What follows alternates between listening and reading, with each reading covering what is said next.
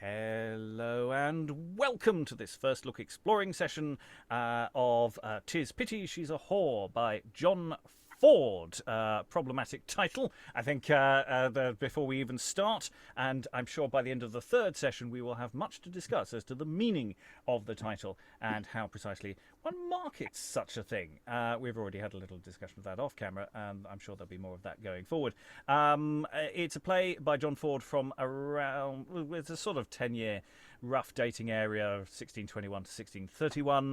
The latter date is probably more probable, but opinions do vary, and it gets printed a couple of years later after that, 1633, which is say why a later date is more probable.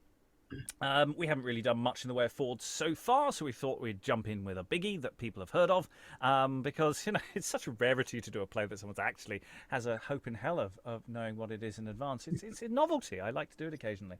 We've only got about a handful left of sort of, shall we say, canon plays that have reasonable curve appeal. So I pepper them in occasionally, but we don't want to do them all. Otherwise, we'd be doomed. No, everyone would stop watching, and it would be awful. Talking about it being awful, I will stop talking and move on to something useful. So, reading today, the part of Giovanni is Emma Kemp. I'm an actor based in London. Reading the part of Friar, the parts of Friar, Soranzo, and Richardetto is Lois in London. Reading Grimaldi and Annabella is Aliki in Corfu. Reading Florio, Putana, and Hippolita is... Hi, I'm Lynn. I'm in the Northwestern United States. This is Scooter. Yes. Everyone stops listening to anything we say and looks at the dog. Reading Donado is... Kyle DiRoberto in Tucson. Reading Bergetto is... I'm Greg, and I'm in Berkshire in the UK. And reading Vasques, Poggio, and Philotis is... London, Suffolk. And I'm your host, Robert Crighton. I'll be reading stage directions and moving us forward through this happy, cheerful, moral tale that is perfectly fine. There's no prologue that we know of, or at least surviving specifically for this play, so we dive into the action. Act 1, Scene 1, enter Friar and Giovanni. Dispute no more in this. For no, young man, these are no school points. Nice philosophy may tolerate unlikely arguments. Heaven admits no jest. Wits that presumed on wit too much, by striving how to prove there was no God, with foolish grounds of art, discovered first the nearest way to hell, and filled the world with devilish atheism. Such questions youth are fond, for better 'tis to bless the sun than reason why it shines. Yet he thou talk'st of is above the sun. No more, I may not hear it. Gentle father, to you I have unclasped my burdened soul, emptied the storehouse of my thoughts and heart, made myself poor of secrets, have not left another word untold, which have not spoke all what I ever durst, or think, or know, and yet is here the comfort I shall have. Must I not do what all men else may, love? Yes, you may love, fair son. Must I not praise that beauty which, if framed anew, the gods would make a god of, if they had it there, and kneel to it as I do kneel to them? Why, foolish madman! Shall a peevish sound, a customary form from man to man of brother and of sister, be a bar twixt my perpetual happiness and me?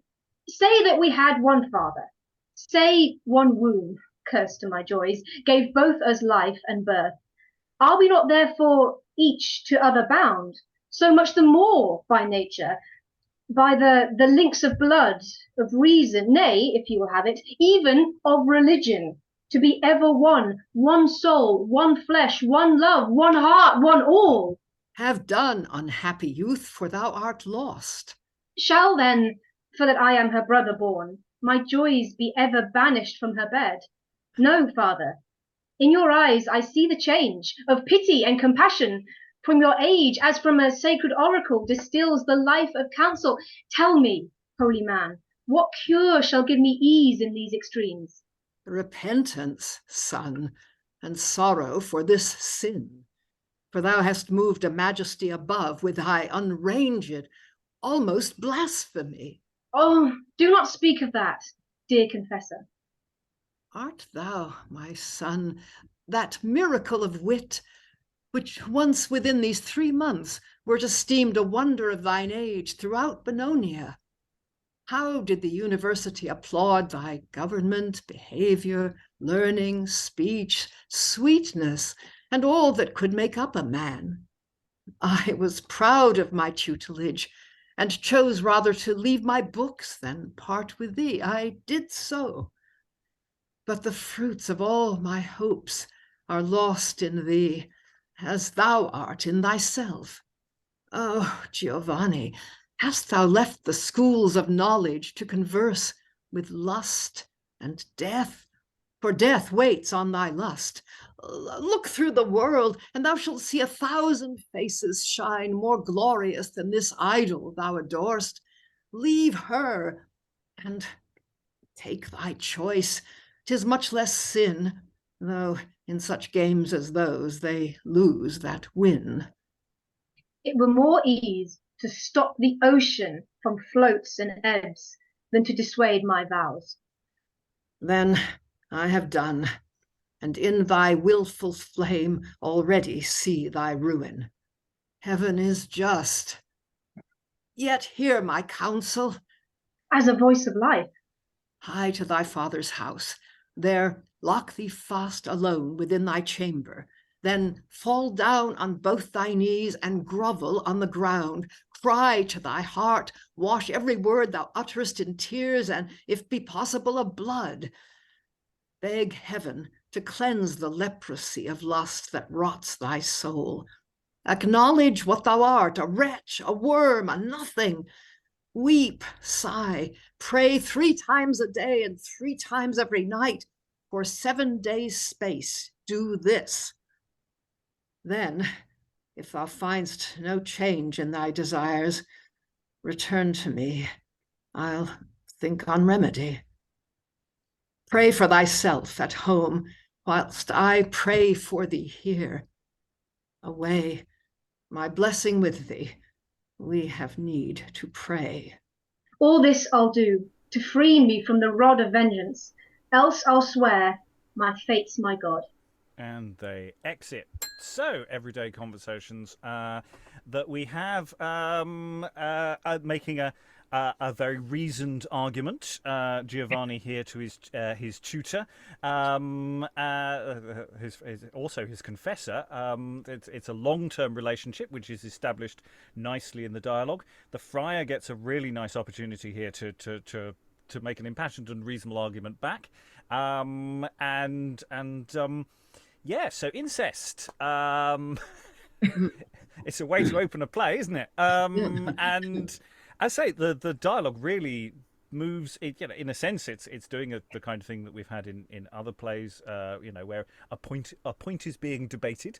But shall we say there are some stakes here? So Giovanni is quite keen on his sister. Doesn't see a problem. Has a very good reasoned argument why it's fine.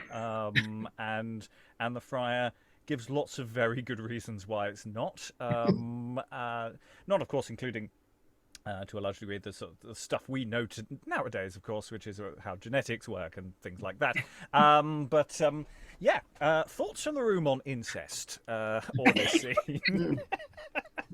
For those who didn't know what this play does, welcome. There's more of this kind of thing. Lynn. Well, yes, if you didn't know what this play does, and of course, the original audience would not have known what the topic was going to be. I don't know. There might have been scuttlebutt on the street, but I had forgotten how skillful this opening is. So much gets established, but it doesn't sound like I'm about to do exposition. The relationship between the two, that the friar and Giovanni have been in a sort of tutelage relationship for a long time, and he's a young man, and so you get all of that sort of backstory, but and I think the timing is really skillful. That there's something going on that's terribly problematic, but you don't find that out really soon. He doesn't drop the incest bomb right away, and it's indirect enough that the audience would be going, what your sister, what? So, yeah, I just think it's really well done. Yes, you don't hear him just go, "Your sister," as they walk off. It's gross. You know there's an argument there mid-flow, and I really do like the way the friar is just going. I gave up a lot for you, and because you were going to be, you're such a good student. This is not the logic I wanted you to be chopping here. Other thoughts? Aliki. That's nice, yes. And we also learned quite a lot about Giovanni in that it's not just a how could you, it's a how could you that tells us who this young man is or was or everybody thinks of him as. I didn't, by the way, know, although I had heard the title of the play, and I did just that. I was like, his what? They're really going to talk about this? Yeah, okay. Well, this is going to be a very interesting reading. Yes, it is. Yeah. Yeah, and that's the thing is, I think a lot of people know the title and know it's a play and know maybe it's a bit, it's a tragedy. It's probably going to be a bit gory. It's going to be a bit extra. But I do think actually there's a reasonably, and this is a question for a marketing thing. How much do you tell the audience in advance? Because you kind of want this bombshell to drop in the first few minutes. Greg. Yeah, I sort of thought I knew that was what it was about, but it still came as an almighty shock when it came up in this conversation. And I think you're right, Rob. I think you almost want to keep it. You almost want to do what the Royal Court did with that play last year, where they sort of disguised it within the framework of something else, and not quite that, but sort of hide the reality of the play as far as possible, because it creates a glorious shock. And yeah, where precisely do you place your content warnings, and how do you frame these things so that but without spoiling things? There's sometimes there are plays where it isn't as straightforward how you do that. I think Kyle waved, then Aliki, then Alan, then Lois. I was just struck by the beauty of the language. It's just so opulent. It's like almost cathedral-like in tone. It's strange for the subject matter and the language. They almost seem to be at odds in an interesting way. Aliki. Yeah, well, I mean, it's a very grand taboo as taboos go. This is no piddling sin. This is one of the few things that across human society and almost every age of history and place has been considered beyond the bounds, and that still obviously nevertheless we know happens. So I'm just fascinated by the so I'm not sure that I agree that it's a mismatch. I'm fascinated by that question of content warnings, of which there's been a great deal of discussion in the theatre, in the UK anyway, in the last few years. And to what extent do you spoil the audience? And that's definitely one to think about a great deal, because it is such a delightfully craftsman-like shock when it lands and you don't know, but because also it is such a dreadful taboo. We don't have to come up with answers now, but yes, let's start that ball rolling in our heads. Alan. Yeah, what struck me was this interesting exercise of coming in what's effectively mid-sea. It's almost as if someone had laboured hard on the first 3 pages and then said, right, I'm now going to chuck those away and start where I've got to. It does give it an immediacy, which quite a number of the ones with the some more conventional opening of, well, let's just set it all up and make sure people know who's who. It's a different approach. Yes, I mean we've read relatively recently, in terms of, at least in the room, I'm not sure in terms of distribution, a few plays certainly from the latter end of our period that have done quite a lot of people walking in mid conversation. There was one play where I can't remember who it was. We read a couple of plays back to back where it was almost like every scene, and actually it got a bit tired after a while. But if it's done right, it's a really effective technique. I really like. Lois. The play really begins as if it's going to be almost about theology. I mean, about the danger of, disputing, being too witty, too clever about things that you should just be quiet and believe. And then it suddenly turns into this sort of application of this to someone's desire to commit incest and using his intelligence to argue that it's okay to do so. I mean, it's a part of what gives the whole thing, I think, this air of huge issues at stake, not simply the fact that Giovanni wants to do something awful, but that he wants to commit a really terrible sin. The peculiar thing about incest is that it seems to be recognized as a sin simply because it's defined as a sin. When I was teaching this, I did read up a bit on incest, and I read a book by Levi Strauss, who noted that there are societies in which I think it was called totem and taboo, and people are grouped according to totem rather than according to family. And you're not allowed to have sex with somebody outside your totem, even if they're totally unrelated to you. Whereas if somebody in your family is not in your totem, then they're okay. So that the taboo still exists in other places, but it sometimes is defined quite differently.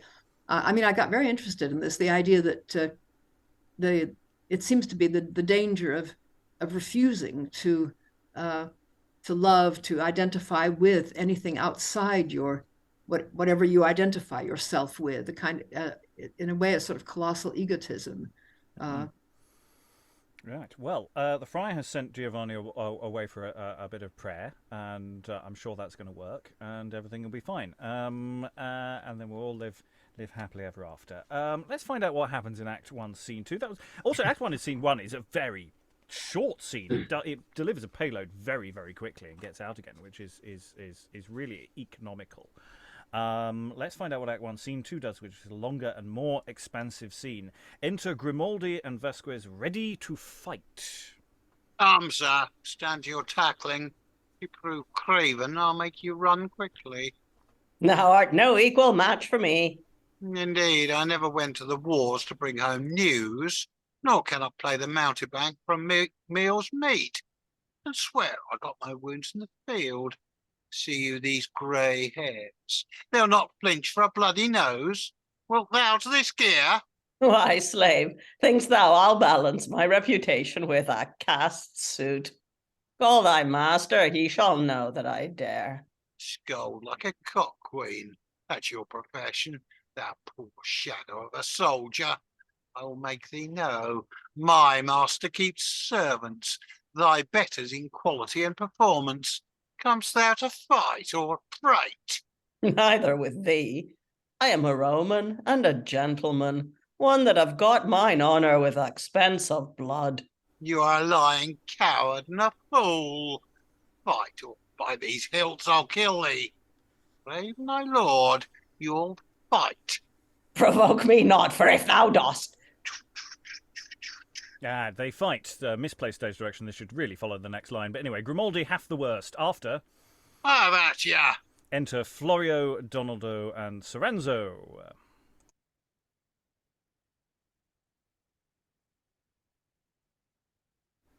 What? Florio. Oh, my bad. What mean these sudden broils so near my doors? Have you not other places but my house to vent the spleen of your disordered bloods? Must I be haunted still with such unrest as not to eat or sleep in peace at home? Is this your love, Grimaldi? Fie, 'tis not.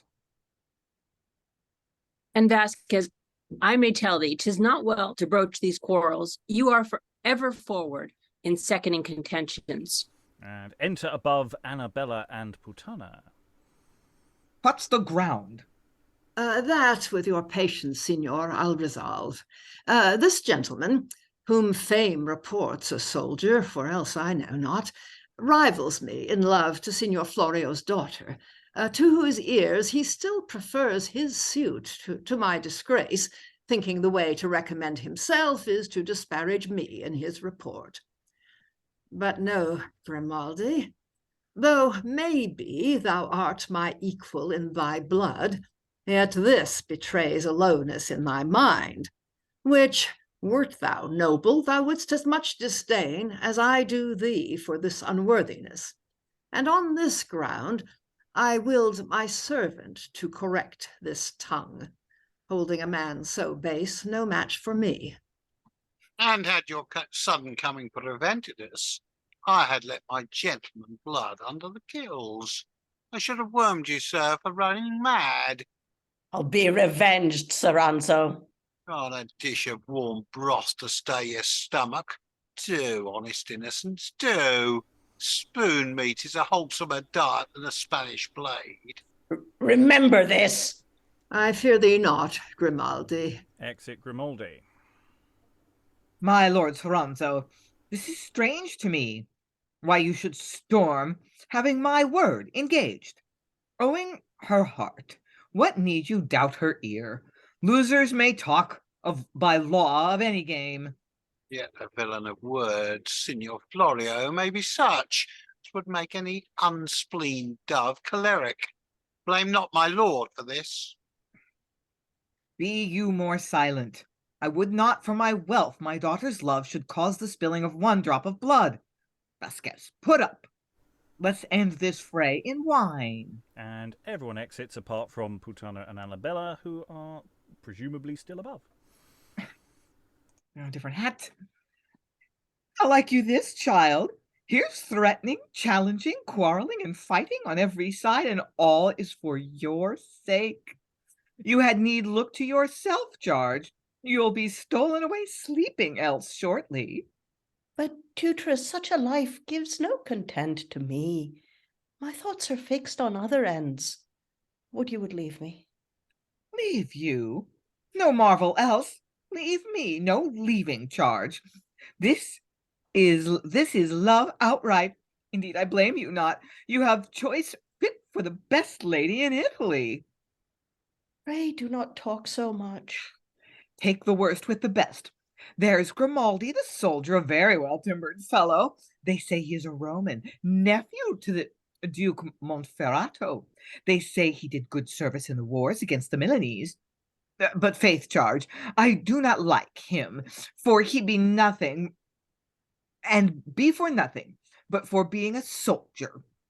One amongst 20 of your skirmishing captains, but have some privy maim or other, that mars their standing upright. I like him the worse. He crinkles so much in the hams, though he might serve, if there were no more men. Yet he's not the man I would choose. Why, how thou pratest. As I am a very woman, I like Signor Soranzo. Well, he is wise, and what is more, rich. And what is more than that, kind, and was more than all this, a nobleman. Such a one were I, fair Annabella, myself I would wish and pray for.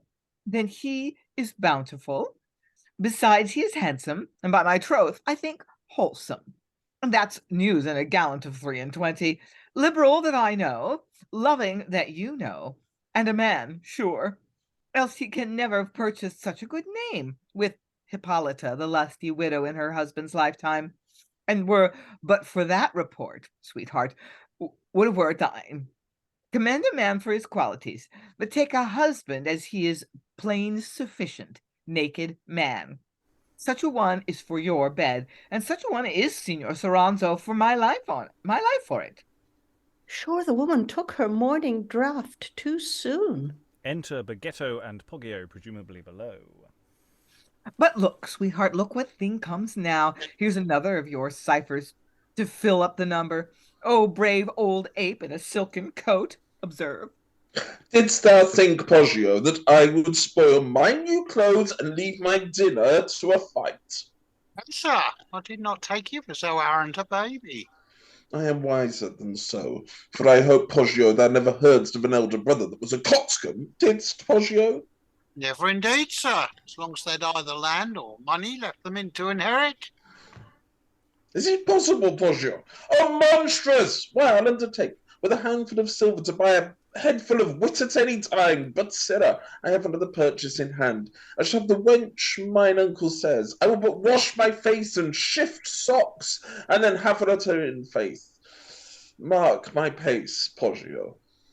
Sir, I've seen an ass and a mule trot the Spanish pavin with better grace. I know not how often. And they exit.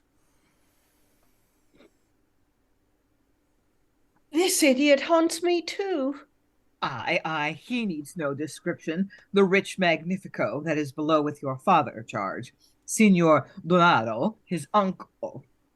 For that he means to make his cousin a golden calf, thinks that you will be a right Israelite and fall down to him presently. But I hope I have tutored you better. They say a fool's babble is a lady's playfellow.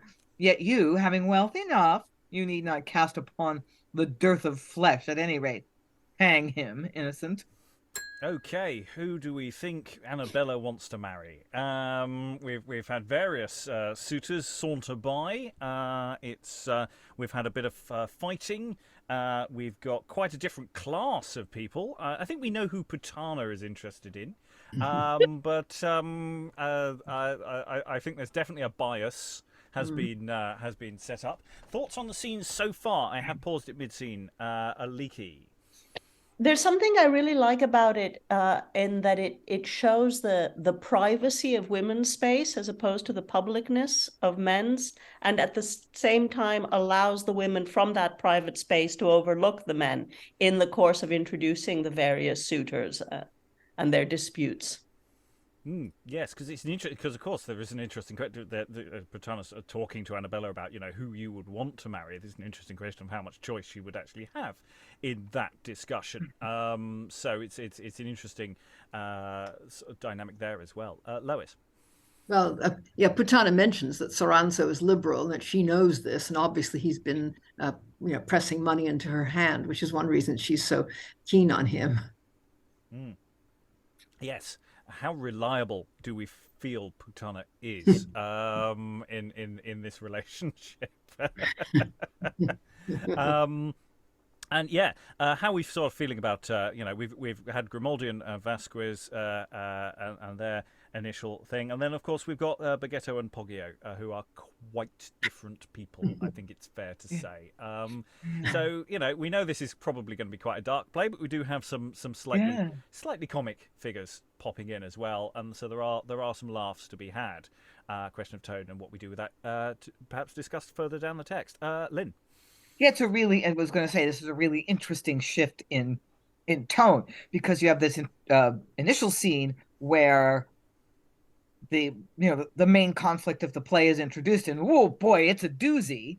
And then you get like comedy servants and comedy violence right after that. So it's just it's a little bit of whiplash. Like what? Yeah, and so in production, managing that tone and making clear what the tone is supposed to be is something you need to be aware of. It's also an interesting question about how quickly we establish whose relation to everybody else is, which I don't think necessarily for an audience, and the text has probably thrown in a few signifiers here and there, but actually whether it's landed who's precisely related to who may not immediately be sinking in, though that may lock into place in a moment. Kyle. Yeah, I also like the way they establish personality right away without a lot of detail, like just the juxtaposition of the maid and Annabella. She's created as very kind of quiet. I mean, only a line after a bunch of lines from the maid, and kind of she seems really intelligent in a way with her like this idiot haunts me kind of summary judgment there. And it's also a question of how many of those are asides as well. The woman took her morning's draft too soon. Is that or it could be more playful. It's an interesting question about how some of those lines land as well. Aliki, did you want to? Oh, you're muted. I think at present. Muted at present. Aliki, you are muted at present. It's so uneven compared to that first tutor-student scene we saw, with the tutress talking so much and Annabella not at all. And yet, yes, she too is demonstrating her intelligence the way Giovanni did with argument. She's doing it with being quiet and listening to this prattling idiot. Yes, however, we will get more from Annabella in the moment, because the scene is going to zoom in from quite an expansive scene to something a little tighter, as it were, because we've just had Poggio and Bergetto exit. Annabella and Putana have had a little chat about them, and then enter below Giovanni. But see, Putana, see what blessed shape of some celestial creature now appears. What man is he that with such sad aspect walks careless of himself? Where? Look below. Oh, 'tis your brother, sweet. Ha! 'Tis your brother. Sure, 'tis not he. This is some woeful thing wrapped up in grief, some shadow of a man. Alas, he beats his breast and wipes his eyes, drowned all in tears. Thinks I hear him sigh. Let's down, Putana, and partake the cause. I know my brother, in the love he bears me, will not deny me partage in his sadness. My soul is full of heaviness and fear. They exit above and travel below. Lost. I am lost. My fates have doomed my death. The more I strive, I love. The more I love, the less I hope. I see my ruin, certain. What judgment or endeavours could apply to my incurable and restless wounds? I thoroughly have examined, but in vain. Ah, that it were not in religion's sin to make our love a god and worship it. I have even wearied heaven with prayers, dried up the spring of my continual tears, even starved my veins with daily fasts. What wit or art could counsel I have practised, but alas, I find all these but dreams and old men's tales to fright unsteady youth. I'm still the same, or I must speak or burst. 'Tis not, I know, my lust, but 'tis my fear that leads me on. Keep fear and low-fainted heart shame with slaves. I'll tell her that I love her, though my heart were rated at the price of that attempt. Oh me, she comes. Enter Annabella and Putana. Brother? If such a thing as courage dwell in men, ye heavenly powers, now double all that virtue in my tongue. My brother, will you not speak to me? Yes. How do ye, sister? Soever I am, methinks you are not well. Bless us, why are you so sad, sir? Let me entreat you leave us a while, Putana. Sister, I would be private with you. Withdraw, Putana. I will. If this were any other company for her, I should think my absence an office of some credit, but I will leave them together. And exit Putana. Come, sister, lend your hand. Let's walk together. I hope you need not blush to walk with me. 'Tis none but you and I. How's this? But Faith, I mean no harm. Harm? No, good Faith. How is't with thee? Trust he be not frantic. I am very well, brother. Trust me, but I am sick. I fear so sick. 'Twill cost my life. Mercy forbid it! 'Tis not so, I hope. I think you love me, sister. Yes, you know I do. I know it indeed. You are very fair. Nay, then I see you have a merry sickness. That's as it proves. By poets' fane I read that Juno for her forehead did exceed all other goddesses, but I durst swear your forehead exceeds hers, as hers did theirs. Troth, this is pretty. Such a pair of stars are thine eyes, would, like Promethean fire, if gently glanced, give life to senseless stones. Fie upon ye. The lily and the rose, most sweetly strange, upon your dimpled cheeks do strive for change. Such lips would tempt a saint, such hands as those would make an anchoret lascivious. me or flatter me. If you would see a beauty more exact than art can counterfeit, or nature frame, look in your glass, and there behold your own. Oh, you are a trim youth. Here.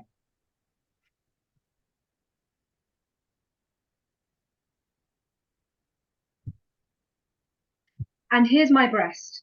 Strike home. Rip up my bosom. There thou shalt behold a heart, in which is writ the truth I speak. Why stand ye? Are you earnest? Yes, most earnest.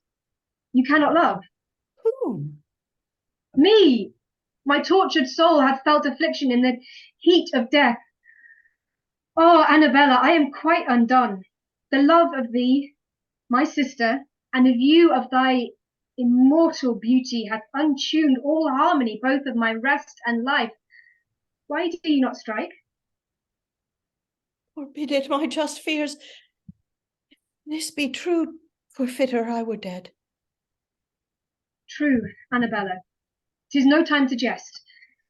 I have too long suppressed the hidden flames that have almost consumed me. I have spent many a silent night in sighs and groans, ran over all my thoughts, despised my fate, reasoned against the reasons of my love, done all that smooth-cheeked virtue could advise, but found all bootless. 'Tis my destiny that you must either love or I must die. Comes this in sadness from you? Let some mischief befall me soon if I dissemble aught. You are my brother, Giovanni. You, my sister Annabella, I know this, and could afford you instance why to love so much the more for this, to which intent wise nature first in your creation meant to make you mine. Else had been sin and foul to share one beauty to a double soul. Nearness in birth or blood doth but persuade a nearer nearness in affection. I have asked counsel of the Holy Church, who tells me I may love you, and 'tis just, but since I may, I should, and will, yes, will. Must I now live or die? Live. Thou hast won the field and never fought. What thou hast urged, my captive heart had long ago resolved. I blush to tell thee, but I'll tell thee now. For every sigh that thou hast spent for me, I have sighed 10. For every tear shed 20. And not so much for that I loved, as that I durst not say I loved, nor scarcely think it. Let not this music be a dream. Ye gods, for pity's sake, I beg ye. On my knees, brother, even by our mother's dust, I charge you, do not betray me to your mirth or hate. Love me or kill me, brother. On my knees, sister, even by my mother's dust, I charge you, do not betray me to your mirth or hate.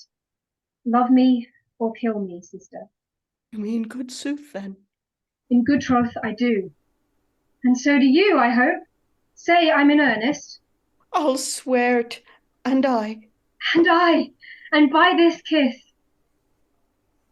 Once more, yet once more. Now let us rise by this. I would not change this minute for Elysium. What must we do now? What you will. Come then, after so many tears as we have wept, let's learn to court in smiles, to kiss and sleep. And they exit. It's a beautiful love scene. It's so they really do love each other. I think we were talking about the problematic nature of the title of the play, but I think actually we've got a new title, which is "Love Me or Kill Me." It just speaks of the exploitation film that this is screaming to be. So it's a really lovely love scene, which is awkward. Because of their brother and sister. So, thoughts in the room? I mean, it really is a lovely love scene. You can't play it otherwise. Yeah. I mean, yeah, it's genuine. You know, I love you. I love you too. I've been wanting to say it for ages. Lynn. yeah. I mean, it's something so modern about this. I mean,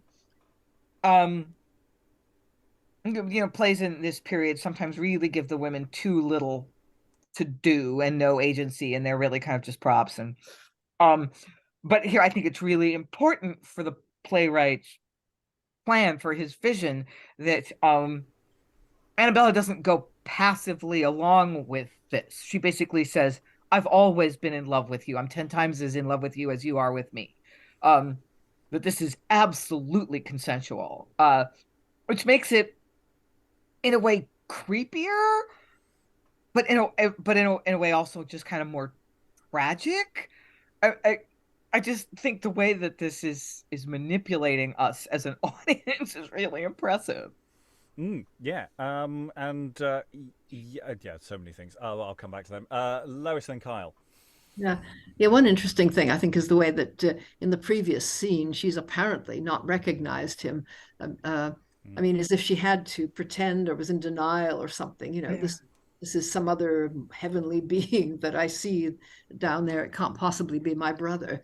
It's a pity. There are a couple of earlier plays that would be interesting to compare with this one, but we haven't read them yet. Yes, this is the one disadvantage of slightly dancing around the arrow of time. And yes, there's one I'll bring up at the end of the play as well that I really want to lean into. One thing to just mention that I did miss a stage direction, which is my bad. So when he's talking about offering. He offers a dagger. There is a weapon in this scene as well. Kill me, love me or kill me.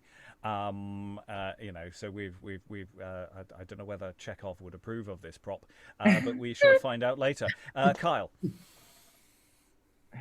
Yeah, I mean, I thought it was beautiful too, but it did seem a little creepy to me in that, I mean, not besides the fact that it's incest, in that because it's incest and it's so physical, the love between them, his dwelling on her lips and things like this, rather than because I mean, you have the juxtaposition of the other characters who are so undesirable, and then him who's more desirable, and it could be developed in a way where they were pushed together because there's nobody else, or they're so interesting, or they're so intelligent, but it's so physical, their love, the way they express it to each other. It's kind of, I mean, that makes it even more creepy in some ways. To me.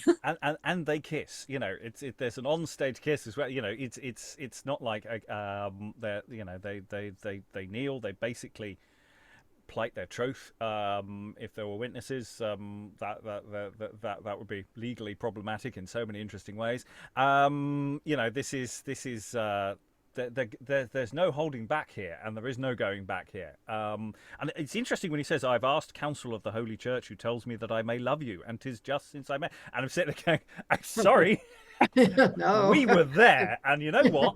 You might be able to twist the meaning of the word love. You are supposed to, love and the people in your family on to a point. But I'm fairly certain that was not what the friar said to you earlier. Lois. Yeah, and the end of the scene, there's just, what must we now do? What you will, I mean, it's all this innuendo, and they go off, and it's pretty obvious what they're going to do, but it's more effective in this kind of understatement. Yeah, and this is the point. The play isn't that. It's not like they're going to be. The play doesn't seem to be indicating they're going to be stopped at any point, and that that we're going to have some sort of. They're going off and they're doing this thing now. So yeah. Aliki. Interesting reference to the mother's dust, a suggestion that there's a degree of parental neglect involved here. Their mother is dead and their father is perhaps busy or doesn't notice things like what's been going on between his children. Well, I mean, Putana doesn't seem to have noticed. I mean, Putana's ironic exit line of, if it was any other man, I wouldn't trust her alone with him, which of course is actually a perfectly reasonable statement. But by that point, the audience has sort of twigged that there's a thing going on here, because they know where he is, even if they don't know where she is. But we've already had a bit from her, sort of going, isn't he a beautiful man? You're sort of going, oh. I thought what Putana was saying was, if it were any other man, he'd have to pay me. Yeah, I think quite like it. I misread that line then. You gotta be Okay.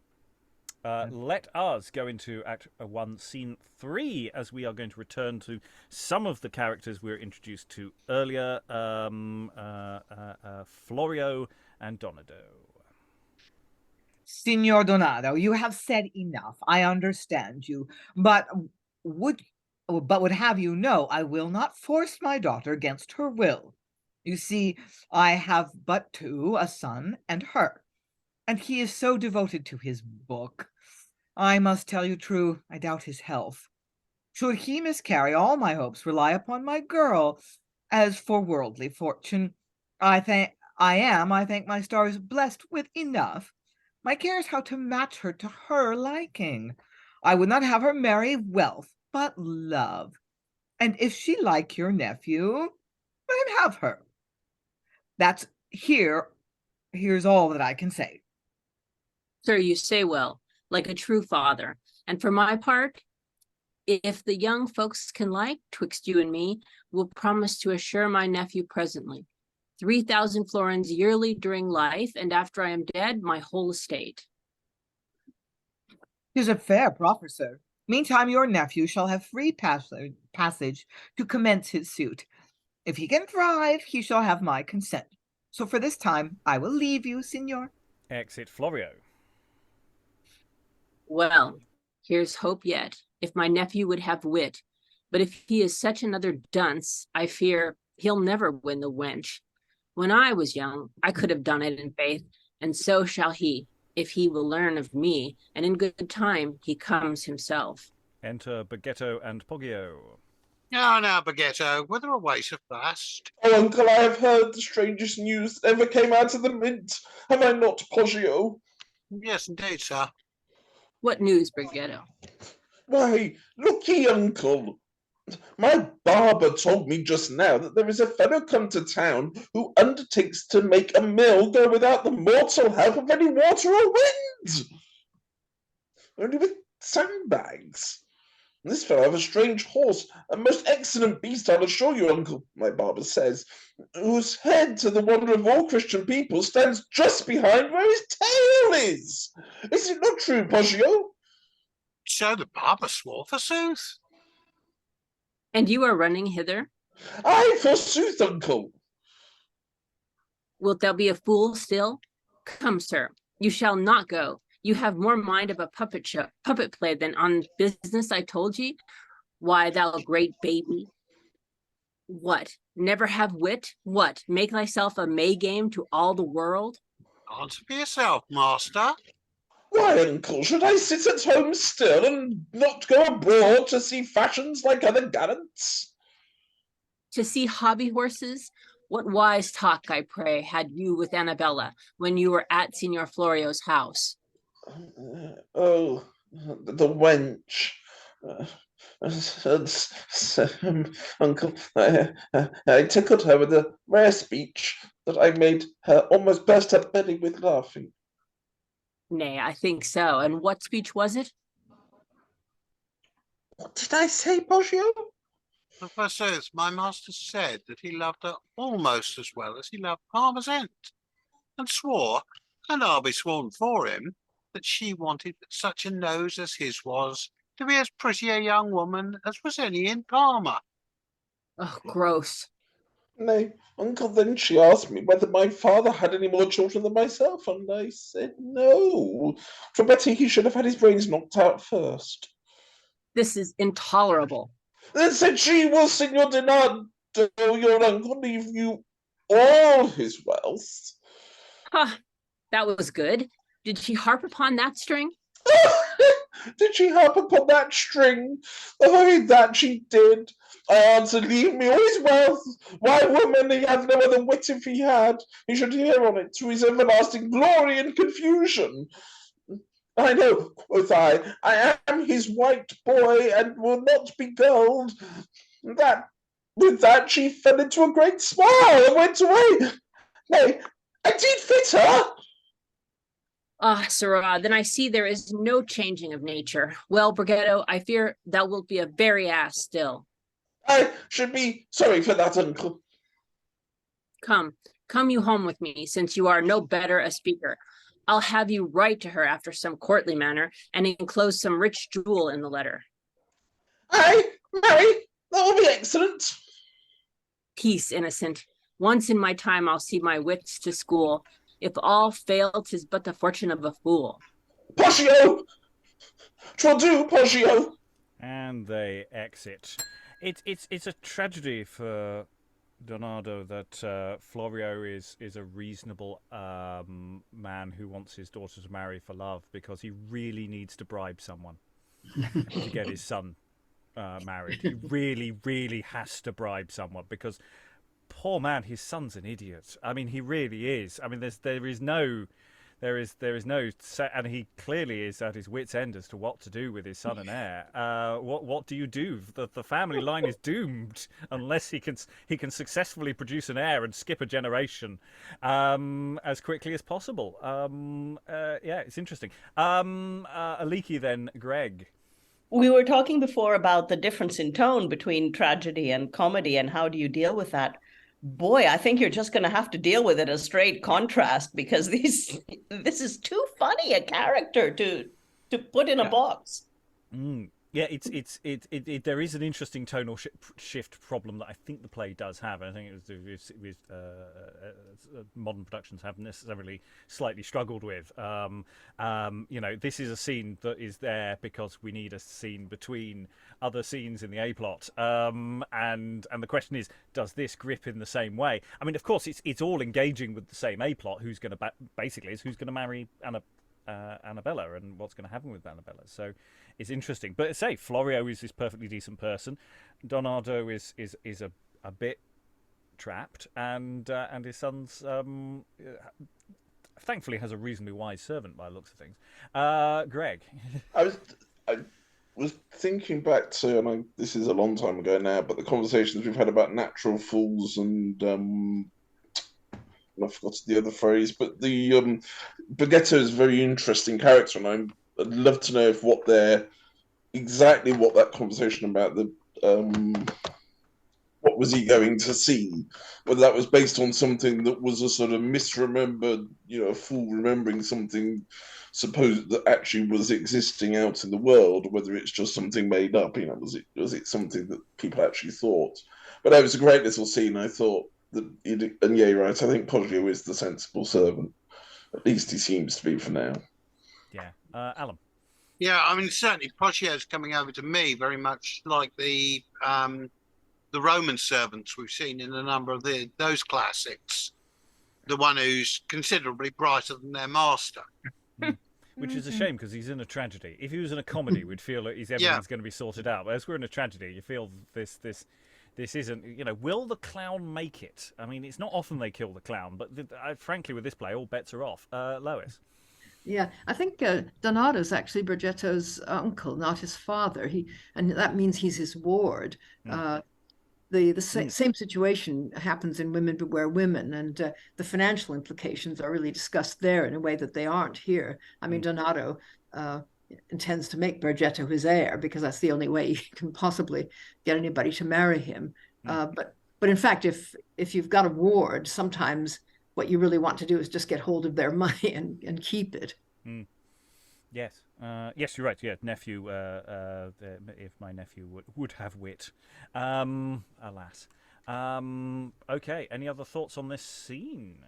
Otherwise, we will dive out of Act 1 into Act 2. I don't know whether the act structure has implications for the original staging or not from its original performance venue. I haven't looked into it. It's slightly out of my area of arrow of time, so off the top of my head, I don't know the answer to that. But anyway, what we've definitely had is a scene that has gone in between Giovanni and Annabella exiting together with intent.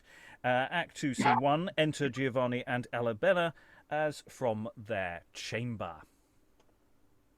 Come, Annabella, no more sister now, but love. A name more gracious, do not blush, beauty's sweet wonder, but be proud to know that yielding thou hast conquered, and inflamed a heart whose tribute is thy brother's life. And mine is his. Oh, how these stolen contents would print a modest crimson on my cheeks had any but my heart's delight prevailed. I marvel why the chaster of your sex should think this pretty toy called Maidenhead so strange a loss, when being lost is nothing, and you are still the same. 'Tis well for you, now you can talk. Music as well consists in the ear as in the playing. You're wanton. Tell on your best do. Thou wilt chide me then? Kiss me. So. Thus hung Jove on Leda's neck, and sucked divine ambrosia from her lips. I envy not the mightiest man alive, but hold myself in being king of thee, more great than were I king of all the world. But I shall lose you, sweetheart. But you shall not. You must be married, mistress. Yes, to whom? Someone must have you. You must. Nay, some other. Now, prithee, do not speak so. Without jesting, you'll make me weep in earnest. What you will not. But tell me, sweet, canst thou be dared to swear that thou wilt live to me, and to no other? By both our loves I dare. For didst thou know, my Giovanni, how all suitors seem to my eyes hateful, thou wouldst trust me then. Enough. I take thy word. Sweet, we must part. Remember what thou vowest. Keep well my heart. Will you be gone? I must. When to return? Soon. Look, you do. Farewell. Exit Giovanni. Go where thou wilt. In mind I'll keep thee here. And where thou art, I know I shall be there. Guardian? Enter Putana. Child, how is it, child? Well, thank heaven, huh? Oh, guardian, what a paradise of joy have I passed over. Nay, what a paradise of joy have you passed under. Why now, I commend thee charge. Fear nothing, sweetheart. What thou, he be your brother. Your brother's a man, I hope, and I say still, if a young wench feel it the fit upon her, let her take anybody, father or brother, all is one. I would not have it known for all the world. Nor I, indeed, for the speech of the people, else 'twere nothing. Daughter Annabella! Oh, me, my father! Here, sir! Reach my work. What are you doing? So, let him come now. Enter Florio, Richardetto, like a doctor of physic, and Philotis with a lute in her hand. So hard at work, that's well. You lose no time. Look, I have brought you company. Here's one, a learned doctor, lately come from Padua, much skilled in physic. For that I see you have of late been sickly, I entreated this reverend man to visit you sometime. You are very welcome, sir. I thank you, mistress. Loud fame in large report hath spoke your praise, as well for virtue as perfection, for which I have been bold to bring with me a kinswoman of mine, a maid, for song and music. One perhaps will give content. Please you to know her? They are parts I love, and she for them most welcome. Thank you, lady. Sir, now you know my house, pray make not strange. And if you find my daughter need your art, I'll be your paymaster. Sir, what I am, she shall command. You shall bind me to you. Daughter, I have some conference with you about some matters that concern us both. Good master doctor, please you walk in. We'll crave a little of your cousin's cunning. I think my girl hath not quite forgot to touch an instrument. She could have done it. We'll hear them both. I'll wait upon you, sir. And they exit. Okay, we'll come to the fiddly plot implications at the end of the scene later, but let's just go through the icky stuff first. Yeah, they walked off the previous scene.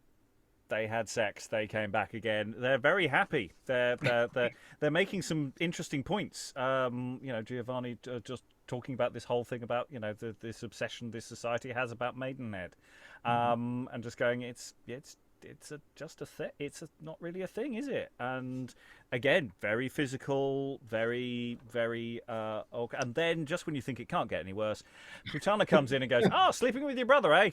Oh, shush." I don't know if there's an implication of how much am I getting paid to not mention this. I don't think there's necessarily that in the scene, but there could be, because it does seem quite finite. How much do we trust Putana with this secret? There's a question here that is automatically in place, because immediately, it's not 5 minutes and they immediately have been found out. So they're not very good at organising this, clearly. Lynn? I think you can actually create the impression that she knew beforehand. That that they go in the house and she's there and they're like, we're going in Annabella's room, and she's like, oh, all right. I have seen this in production once, and that was kind of my impression. That she knew. But yeah, she's really disturbing in that, she doesn't turn a blind eye to this or give her consent to this or give her consent by way of negligence to this, because I love my mentee so much. I love Annabella. I want her to be happy. I can't deny her anything. I can't say no or anything like that. Or it's just like, oh, yeah. So yes, she wanted some, and so her brother's around, whatever. Yeah, there is a certain disinterest in the implications of this at all. It's like, amoral. Just so amoral. Yeah. Lois, then Alan, then Emma. Yeah, well, two things. I mean, one is just that I think it probably would be impossible to keep anything from Putana. The closeness of the relationship of nurse to the young lady she's looking after probably makes it impossible to have any secrets from her. But what I find really interesting is that the play does, up to this point, almost give you the feeling that this relationship between brother and sister is the closest thing you could expect to perfection, given that everybody else is so obviously awful, and that they are both intelligent, attractive young people, and you're sort of drawn, I think, to be sympathetic. And then Putana drags this thing down to the lowest possible level. We're all just sex maniacs anyway, and grab at the nearest thing. Yeah, I mean, it's interesting actually, yeah, because the father seems like a decent chap, and the friar obviously is very concerned about where he's at, and the suitors are a sort of different level of awkwardness or awfulness. Obviously, some of them are awful, and they're slightly awful in different ways. And of course, what we have introduced here is Richardetto entering like a doctor of physic, and we're not.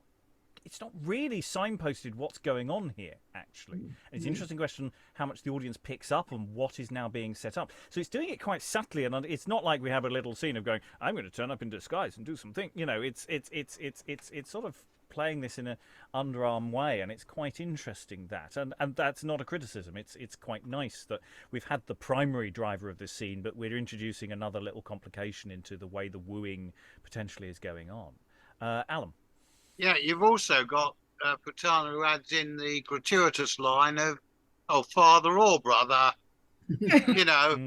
whatever. As long as she gets her commission, she's quite happy. Yeah, you get the impression she's worked for some really dodgy families in the past. And he's just going, I've seen it all, I've seen it all. Whatever. How do you think I've afforded all this stuff? Yeah. Emma? Yeah, just that little scene. It's quite a short scene there between Giovanni and Annabella, but there's a lot to play, I realise, with that kind of twist halfway through. So you have all this romance, and you feel like, Giovanni's quite unconventional. He's going to push for this romance. But then halfway through, he kind of plays to the time and said, but now you have to get married, obviously. But not to me. You've got to marry someone else, obviously. And she's like, what? Oh, okay. So you've got all of that to play in that very short amount of time, which is quite exciting. Yes, he is a pragmatist. He's going, I do, someone's told someone how babies are made, and you're going to need someone to cover this on some level, and we can't let people know. He's not wholly, though of course this may go horribly wrong in interesting ways. Kyle, were you waving earlier, by the way? Did I miss you? Yeah. It was just, I had gone back to look because it was just such a weird little scene between Putana and Annabella, and she walks in on him, it seems like, right? I mean, that's what, because there's something going on, and she sees something. She's just, child, how is it? Well, thank heaven, this kind of a discovery thing. But then immediately Annabella says, what a paradise of joy have I passed over, and it just feels so strange there too, because it's almost like her character has shifted. It's all about appetite. I mean, it was somewhat before, but now it really feels that way, and it's very open. And there's like no shame in an interesting way. Anyway, I just noticed that. Yeah, Aliki. Giovanni, I mean, I know we're talking within the context of something really creepy anyway, but there's something really heartless about that. Oh, well, now, of course, you're going to have to get married, not just pragmatic. She's the one who's compromised. She's the one who's going to be shamed. He can get away with this scot-free so long as she tries to protect him, and she probably will, because just really kind of, okay, now we've done it once. You're going to have to marry somebody else now. Wow. There's a shiver of ice in this guy, and there's something worrying about all of this. Lois. Yeah, I think he may not necessarily mean you need to get married as a cover-up. He means, I mean, clearly she's already got all these suitors. She's obviously going to have to marry. I mean, her father may be a nice man, but he's going to insist that she pick somebody out of this huge crowd. And what's really scary, though, is when Giovanni says, "But tell me, sweet, canst thou be dared to swear that thou wilt live to me and to no other?" In other words, if she marries, she's still going to be his. I mean, this is really horrible. Yes, there's a possessiveness to this, which is we're getting into the darker heart of this, of which we may get more of later on. Okay, any more for this cheerful, happy family? No. Okay, we'll move on to Act 2, Scene 2. There's a couple of cues Vasques has within, not properly formatted, just be aware of those. Act 2, Scene 2, enter Soranzo in his study reading a book. Love's measure is extreme, the comfort pain, the life unrest, and the reward disdain. What's here? Look o'er it again. 'Tis so writes this smooth, licentious poet in his rhymes. But, Sanazzar, thou liest. For had thy bosom felt such oppression as is laid on mine, thou wouldst have kissed the rod that made thee smart. To work, then, happy muse, and contradict what Sanazzar hath in his envy writ. Love's measure is the mean, sweet his annoys, his pleasure's life, and his reward all joys. Had Annabella lived when Sanazzar did in his brief encomium celebrate Venice, that queen of cities, he had left that verse which gained him such a sum of gold, and for one only look from Annabelle had writ of her and her diviner cheeks. Oh, how my thoughts are. Pray forbear in rules of civility. Let me give notice on it. I shall be taxed to my neglect of duty and service. What rude intrusion interrupts my peace? Can I be nowhere private? Troth, you wrong your modesty. What's the matter, Vasques? Who is't? Enter Hippolita and Vasques. 'Tis I. Do you know me now? Look, perjured man, on her whom thou and thy distracted lust have wronged. Thy sensual rage of blood hath made my youth a scorn to men and angels. And shall I be now a foil to thy unsated change? Thou knowest, false wanton, when my modest fame stood free from stain or scandal, all the charms of hell or sorcery could not prevail against the honor of my chaster bosom. Thine eyes did plead in tears, thy tongue in oaths, such and so many that a heart of steel would have been wrought to pity, as was mine. And shall the conquest of my lawful bed, my husband's death, urged on by his disgrace, my loss of womanhood, be ill rewarded with hatred and contempt? No, no, Soranzo, I have a spirit doth as much distaste the slavery of fearing thee as thou dost loathe the memory of what has passed. Nay, dear Hippolita. Call me not dear, nor think with supple words to smooth the grossness of my abuses. 'Tis not your new mistress, your goodly madam merchant, shall triumph on my dejection. Tell her thus from me, my birth was nobler, and by much more free. You are too violent. You are too double in your dissimulation. Seest thou this habit, these black mourning weeds of care? 'Tis thou art cause of this, and hast divorced my husband from his life, and me from him, and made me widow in my widowhood. Will you yet hear? More of thy perjuries? Thy soul is drowned too deeply in those sins. Thou needest not add to the number. And I'll leave you. You are past all rules of sense. And thou of grace. Why, mistress, you are not near the limits of reason. If my lord had a resolution as noble as virtue itself, you take the course to unhitch it all. Sir, I beseech you, do not perplex her. Griefs, alas, will have a vent. I dare undertake Madam Hippolita will now freely hear you. Talk to a woman frantic? Are these the fruits of your love? They are the fruits of thy untruth, false man. Didst thou not swear, whilst yet my husband lived, that thou wouldst wish no happiness on earth more than to call me wife? Didst thou not vow, when he should die, to marry me? For which the devil in my blood and thy protests caused me to counsel him to undertake a voyage to Livorno.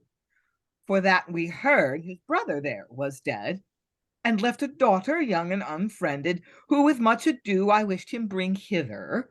He did so, and went, and as thou knowest, died on the way. Unhappy man, to buy his death so dear with my advice. Yet thou, for whom I did it, forgetst thy vows, and leavest me to my shame. Who could help this? Who? Perjured man, thou couldst, if thou hast faith or love. You are deceived. The vows I made, if you remember well, were wicked and unlawful. 'Twere more sin to keep them than to break them. As for me, I cannot mask my penitence. Think thou how much thou hast digressed from honest shame in bringing of a gentleman to death who was thy husband, such a one as he, so noble in his quality, condition, learning, behavior, entertainment, love, as Parma could not show a braver man. You do not do well. This was not your promise. I care not. Let her know her monstrous life. Ere I'll be servile to so black a sin, I'll be accursed. Woman, come here no more. Learn to repent and die. For by my honor, I hate thee and thy lust. You have been too foul. And unmarked, but Soranzo exits at this point. This part has been scurvily played. How foolishly this beast contemns his fate and shuns the use of that, which I more scorn than once I loved his love. But let him go. And she My offers to vengeance. go away. Yes, my vengeance shall give comfort to his woe. Mistress Madam Hippolita, pray, a word or two. With me, sir. With you, if you please. What is't? I know you are infinitely moved now, and that you think you have cause. Some, I confess, you have, but sure not so much as you imagine. Indeed. Oh, you were miserably bitter, which you followed even to the last syllable. Faith, you were somewhat too shrewd. By my life, you could not have taken my lord in a worse time since I first knew him. Tomorrow you shall find him a new man. Well, I shall wait his leisure. Why, this is not a housey patience. It comes sourly from you. Troth, let me persuade you. I have it, and it shall be so.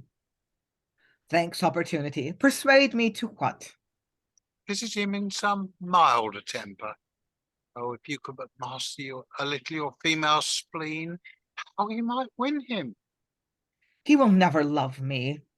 Vasques, thou hast been too trusty servant to such a master, and I believe thy reward in the end will fall out like mine.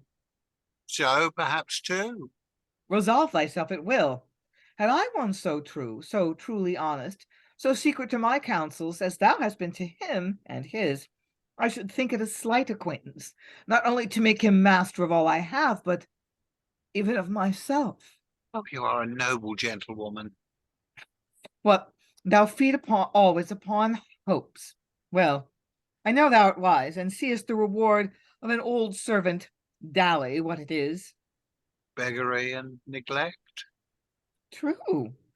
But Vasques, wert thou mine, and wouldst be private to me in my designs, I here protest myself, and all what I else call mine shall be at thy dispose. Work that way, old mole. Then I have the wind of you. I were not worthy of it. By any desert that could lie within my compass, if I could. What then? I should then hope to live in these my old years with rest and security. Give me thy hand. Now promise but thy silence, and help to bring to pass a plot I have. And here in the sight of heaven, that being done, I make thee lord of me in my estate. Come, you are merry. This is such a happiness that I can neither think nor believe. Promise thy secrecy, and 'tis confirmed. Then here I call out our good genie for witnesses. Whatsoe'er your designs are, or against whomsoever, I will not only be a special actor therein, but never disclose it till it be effected. I take thy word, and with that, thee for mine. Come then, let's more confer of this anon, and this delicious bane my thoughts shall banquet. Revenge shall sweeten what my griefs have tasted. And they exit. So we got some sort of expanded B/C plots going on here. We've got a servant who is stepping in to be a dangerous go-between within this relationship between Soranzo and somebody else's wife. Soranzo proving himself to be a lovely, respectable chap who's perfectly lovely. In a play where the people doing the shall we say the worst things are mostly quite nice. So in a sense, okay, he's had an affair and he's sort of, reneging on it. It doesn't make him a nice person, but it's still, it doesn't feel as awful as what the sort of nice. This play is doing sort of really twisty logic to it, and it's interesting also how difficult it is to focus on this plot when the A plot is so compelling. There's nothing wrong with this plot. This plot is quite interesting. I think it's plotted in a slightly odd way, which we will unpack later as more data on it is revealed, because it is not quite giving us all the information at this point. It's giving us all the information to play the scene. Soranzo, Hippolita, and Vasques, this sort of triangle of master, servant, and lover going on here. So it's interesting things. Alan. Yeah, I think the thing it is in the text that Hippolita is actually the widow of a merchant.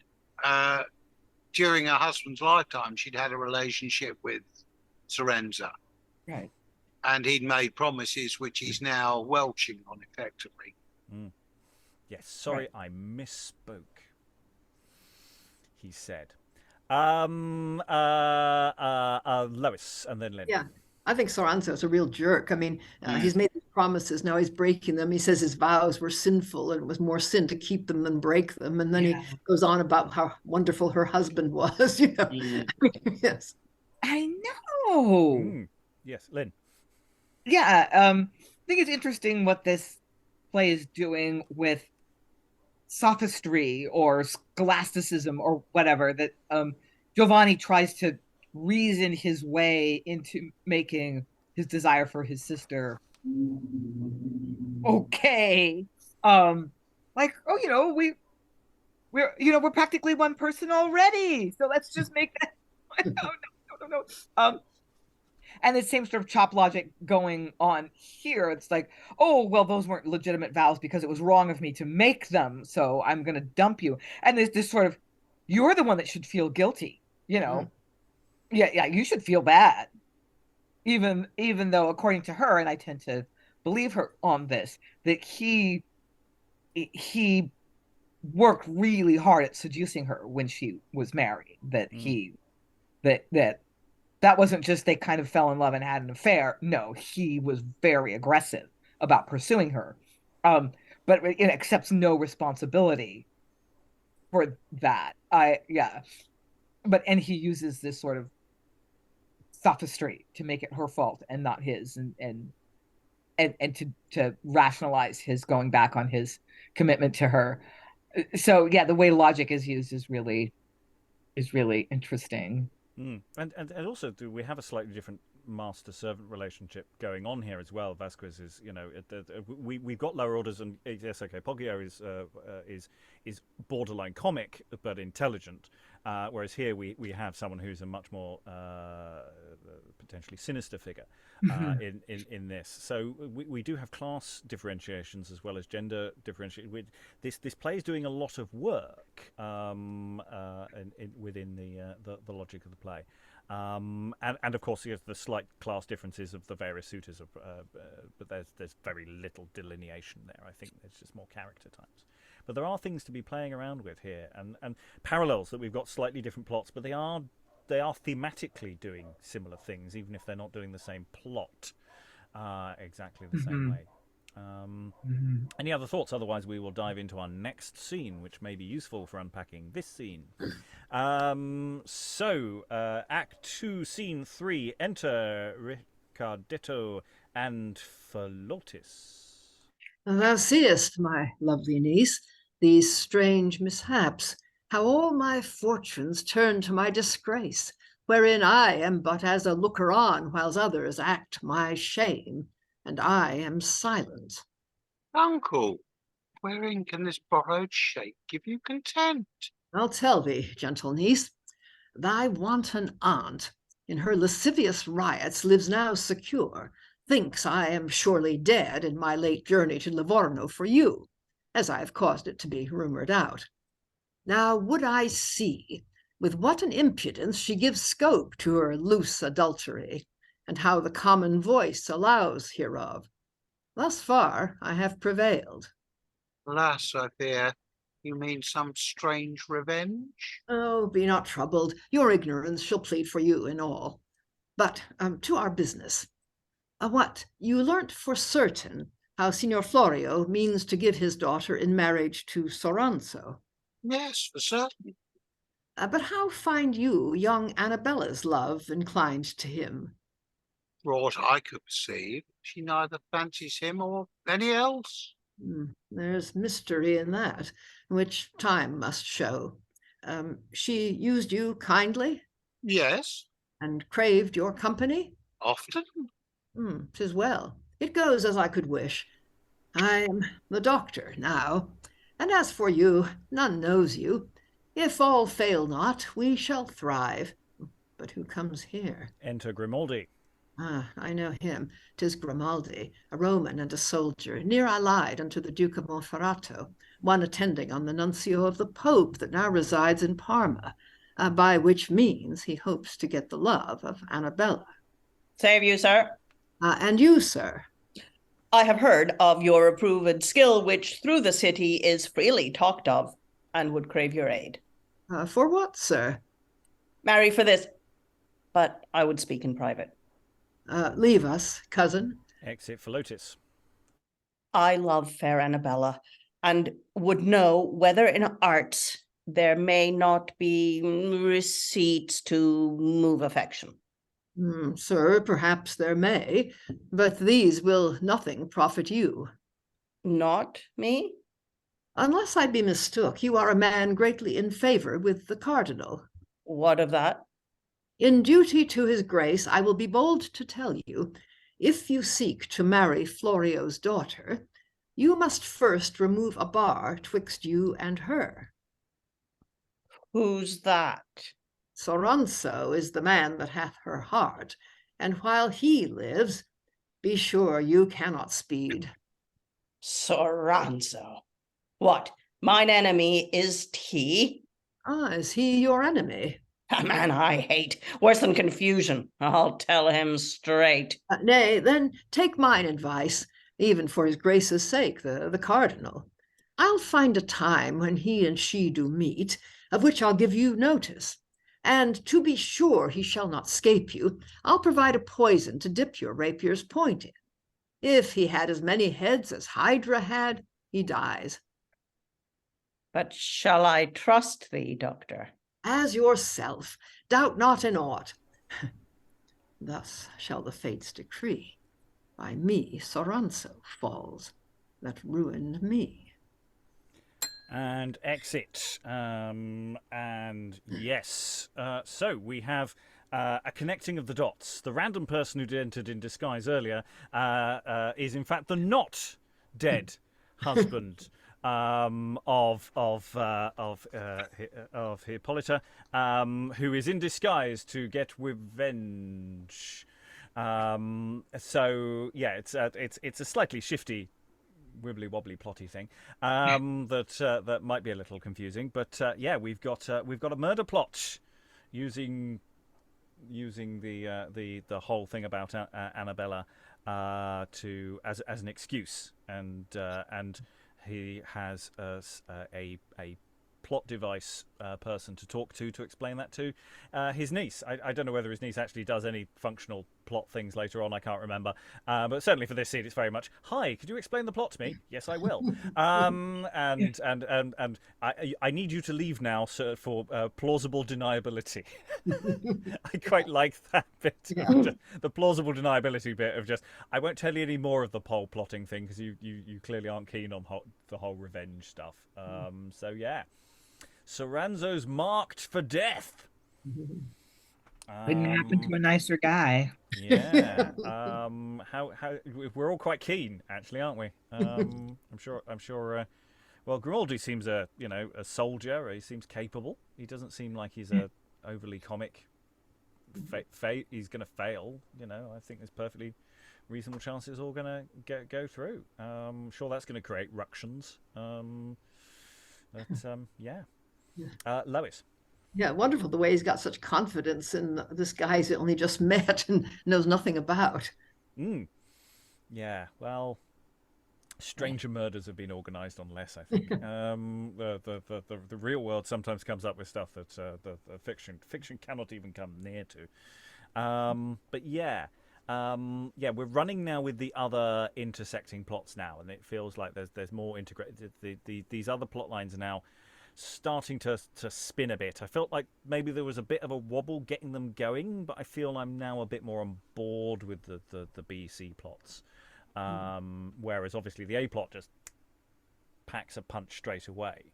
So I think that may be the problem with this, is getting through the introduction of these other plots, and whether we need to signpost any elements of it just to make sure they get going more. Any other thoughts before we go into our final scene of the session? No. Okay. Then we are going to return to some other suitors who are going to see what can be arranged. Act 2, Scene 4. Enter Donado, Bergetto, and Poggio. Well, sir, I must be content to be both your secretary and your messenger myself. I cannot tell what this letter may work, but as sure as I am alive, if thou come once to talk with her, I fear thou mar whatsoever I make. You make, uncle? Why, am I not big enough to carry mine own letter, I pray? I carry a fool's head all thy own. Why, thou dunce, wouldst thou write a letter and carry it thyself? Yea, that I would, and read it to her with my own mouth. For you must think, if she will not believe me myself when she hears me speak, she will not believe another's handwriting. Oh, you think I am a blockhead, uncle? No, sir, Poggio knows I have indited a letter myself, so I have. Yes, truly, sir. I have it in my pocket. A sweet one, no doubt. Pray, let's see it. I cannot read my own hand very well, Poggio. Read it, Poggio. Begin. Most dainty and honey-sweet mistress, I could call you fair and lie as fast as any that loves you. But my uncle, being the elder man, I leave it to him, as more fit for his age and the colour of his beard. I am wise enough to tell you that I can board when I see occasion. Or, if you like my uncle's wit the better than mine, you shall marry me. You like mine better than his. I will marry you in spite of your teeth. So, commending my best parts to you, I rest. Yours, upwards and downwards, or you may choose Bergetto. Here's stuff, Uncle. Here's stuff indeed to shame us all. Pray, whose advice did you take in this learned letter? None upon my word, but mine own. And mine uncle, believe it, nobody's else. For mine own brain, I thank a good wit for it. Get you home, sir, and look you keep within doors till I return. Ha! That were a jest indeed. I scorn it in faith. What, you do not? Judge me, but I do now. Indeed, sir, 'tis very unhealthy. Well, sir, if I hear any of your apish running to motions and fopperies till I come back, you were as good no, look to it. Exit Donado. Poggio shall steal to see this horse with his head in his tail. Aye, but you must take heed of whipping. Just take me for a child, Poggio. Come, honest Poggio. And they exit. Bless. I love the way it is. You know, I cannot read my own hand very well, Poggio, and I'm going, yeah, because you clearly didn't write it yourself. You might have dictated it, but I suspect maybe only you might have written it in crayon. I think that might happen. And maybe you did some pictures, but yeah, I just imagine that Poggio had sat there and diligently wrote down everything his master said earlier, and just went, oh well, it's what you pay me for. That's what you said. That's what I'm going for. Greg. I agree, but then I was really intrigued by those last two lines. Which actually just, I don't know, and I'm wondering, is Bergetto all that he seems earlier in the scene, or is he really that childish, or is he playing the fool? I literally can't visualize him as being more than about 10. Nor can I, but that's the vision I actually have in my head. I mean, I'm not suggesting that's what the play is doing, no. But it's just in my head. When you read that dialogue, that's just all I can see is there in his uniform. But I quite like those last two lines because it does suggest there might be something going on that we haven't discovered yet. But because that's the reason I changed that voice tone, was because I just suddenly thought I should suggested. That's got to be one hell of a cunning plan he's got up his sleeve. Who knows? If this is all a plot, then I suspect the text will not give us any additional opportunities to play that, but we shall see. Yeah, and I do wonder actually, because this is a very dark play. Already we've got a lot of stuff to weigh down. That actually, there's part of me, sometimes you think, oh, the comedy's maybe doing too much, maybe this is not quite the right tone. But I actually was just going, oh, this is nice, and relax, and breathe, because. And it's not long. It really is a respite, a relatively short one in the narrative. So I'm warming to the comic subplot because there are some nice little bits in it. Lois. Yeah, I think it's rather nice the way Donado, in spite of bawling him out all the time, is clearly rather fond of Bergetto. I mean, trying to do his best for him. Oh yeah, I mean, there is this thing. The families themselves are relatively tight units. I mean, they seem to be, I didn't even plan that one. So, oh yes, the awkwardness. Right. Any more for this scene? Otherwise, I'll go round for final thoughts. So yeah, we're about a third way through the play. For a tragedy, it's not excessively long. It's relatively brief, and it has to be said. It's still going to fill a couple of hours and plus, but it's not like it's galloping towards 3 or something, and it's very concise. It's very compact. The scenes really don't have much fat in them at all. This is very tight writing, and I think various people have said things like. you know, even in a few lines, we know who these people are. We know what they're doing. Even when we got slightly more confusing plot strands, like the Richardetto, the way that's introduced, sort of just underarm stuff, because it's like Richardetto, like a doctor of physics. We don't know what he looked like normally. I mean, it's we've never met him before, so we don't know he's disguised. We do, because we're reading the stage directions, and we the dramatis persona at the front. But the audience doesn't know any of that. Who these people are.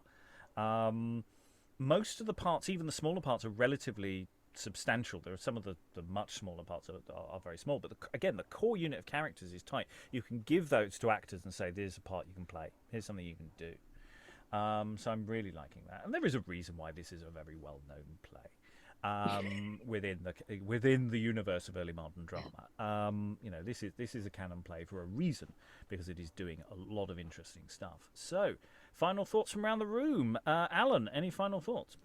Yeah, I must admit, we've got this extended potential gestation period for this. And I'm just wondering whether it was a play that was around for a while and went through a number of revivals even, maybe, which is why it's ended up so tight. That we found with other plays that they've tended to sprawl a bit. This one maybe has been played in by performance. And they've right, that bit didn't work. We didn't need that bit. Fine, we'll chop it. And I'm thinking of an analogue with some musical acts where you get stuff which has been heavily toured, and you end up with a much tighter final version because they've actually found what works. Or it's the alternative dating logic is that it performed, they did it for a couple of years, and once it had lived its usefulness, it went out and it just started tight, and the author didn't muck around with it afterwards, which is the other way that plays end up in over long things. I don't think Ford is into that, but I don't know at the top of my head. No, I mean, if it was Johnson, it would have trebled in length, wouldn't it? Absolutely. But he's been dead a while, so no, he hasn't been dead a while. He's still about, but he's not as active. Anyway, Lynn, any final thoughts? Oh, you're muted at present. Yes, I am. I don't have a whole lot. I really do admire the dramaturgy of this. We haven't mentioned character much yet, but who everybody is. I mean, Giovanni is this sort of impulsive, passionate young man, got terrible impulse control. And Annabella is actually very sweet. In a way, she's really innocent. She just loves this guy. She just loves him. That's it.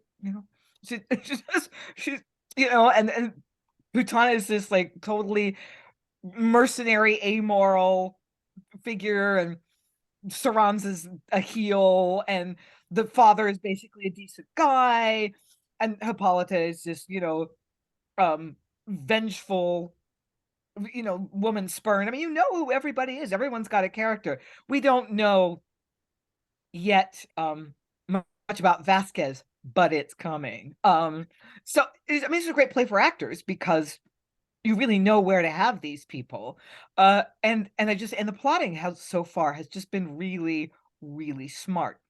So I just think there's really a lot to like about it, and the sort of shockingness of the main plot. I don't know, why not? It's a play. I kind of like it.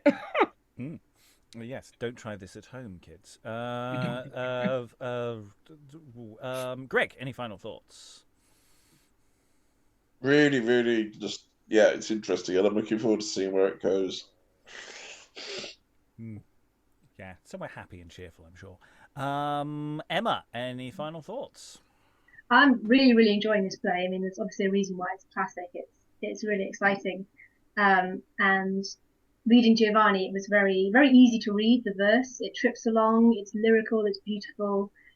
And it's an interesting character as well for an actor, because he's this interesting mix of romantic lead, but shot through with these more undesirable qualities. The fact that he tells lies and is quite possessive. So it'd be interesting to work on that character more, and also to see how he changes throughout the play once the situation evolves. Yes, there will be some changes, I think, coming up in the future, but we shall see what those are later. Kyle, any final thoughts? I really like the play. I felt like it's interesting. It seems like it shares a lot with other plays, kind of universe that they're inhabiting, the darkness of it, the kind of progressive sexuality, the way that the clown scenes kind of act as a relief to that kind of moral situation. It's interesting. Aliki, any final thoughts? Yeah, I mean, we always talk about how much we enjoy tragedies, and I'm certainly enjoying this one, even though nobody has been murdered yet. Just one setup and one obvious disaster waiting to happen.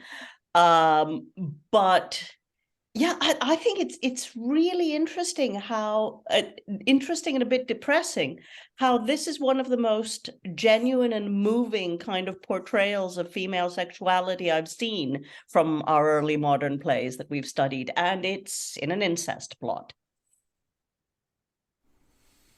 Yep. Yep. Not really anything to add to that. Lois, any final thoughts? Well, just that it obviously is a very good play, and I suppose what interests me is that it is so terse, really. I mean, it's partly because it is coming rather late in the genre, and I suppose he doesn't have to spend much time setting things up because his audience is so familiar with these dramatic situations. It doesn't feel to me like a longer play that's been cut down. It seems to me it's been written exactly to be what it is. It's slightly odd that it is shorter than a lot of other plays. I don't know whether by this time the musical interludes in the theater were perhaps getting longer, and they were allowing time for that, or whether it was just that Ford decided that this was as long as it needed to be and didn't pad it out in any way.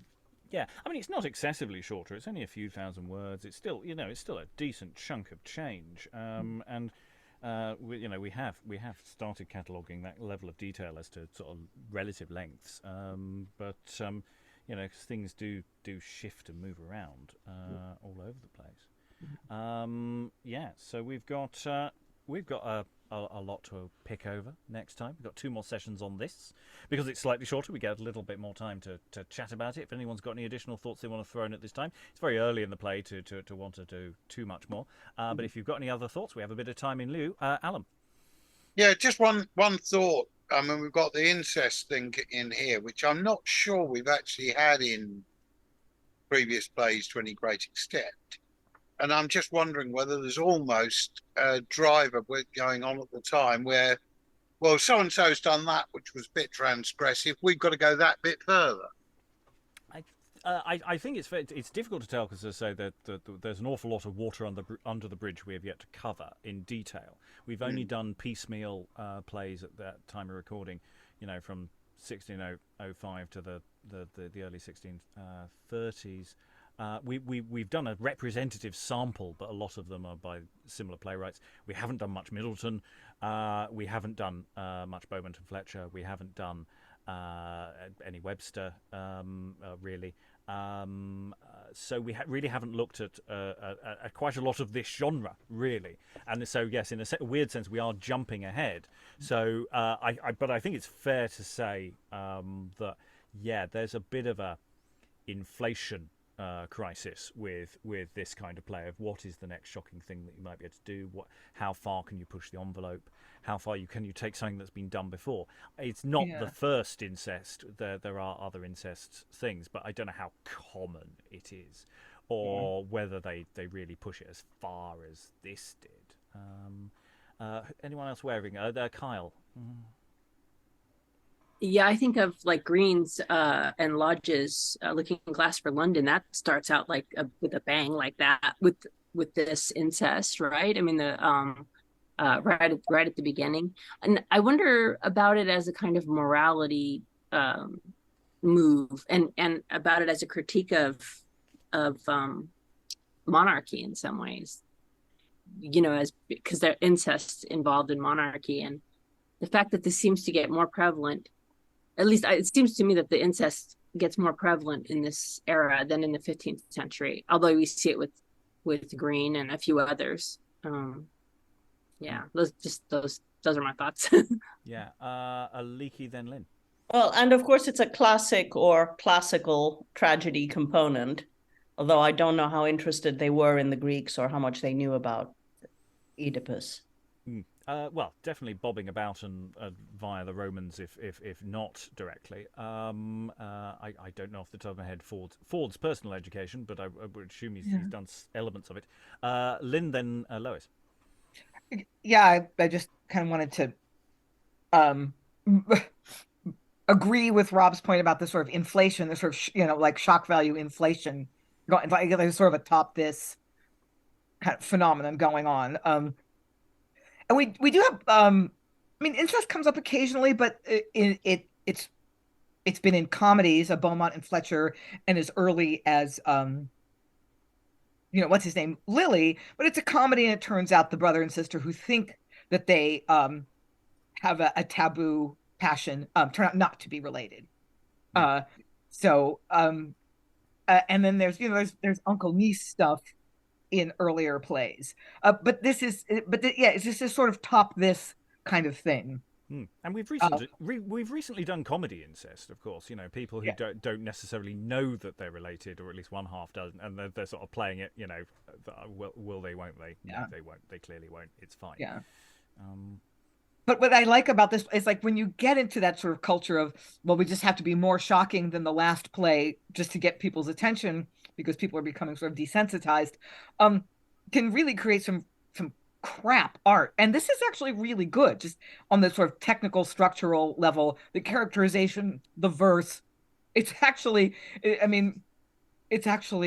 really well done in that, like, top this nastiness vein.